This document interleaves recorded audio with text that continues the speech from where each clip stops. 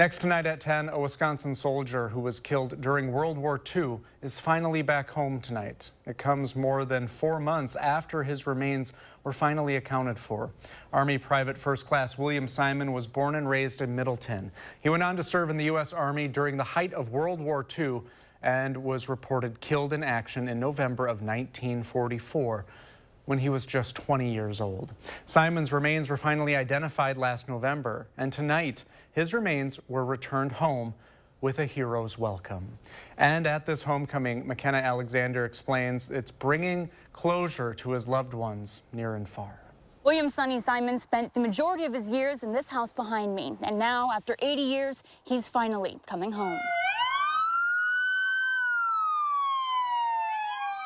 His siblings wanted his convoy, the hearse and family members being escorted by the police back here to Middleton to drive by his childhood home. The remains of Sonny Simon receiving the warmest of welcomes on Friday night, as this short drive through a Middleton neighborhood brought something that's long overdue.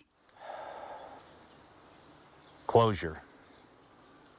After the battle, remains of hundreds of American servicemen were actually collected from Battle of Hurricane Forest and were put in a tomb in Belgium, an American cemetery tomb there. And that's where he's been. After decades without Sonny's remains, his community of family, veterans, and strangers can now continue honoring his legacy with the gift of peace. It really felt like a long-lost brother was coming home. We've never met him, yet I think Sonny represents really the best of what it is to be a young American, enlisted 19 years old. He had a duty to country, and he took that on and ended up paying the ultimate sacrifice. I think we want Sonny to know that it was worth it, and that we didn't forget him. For News 3 Now, this is McKenna Alexander.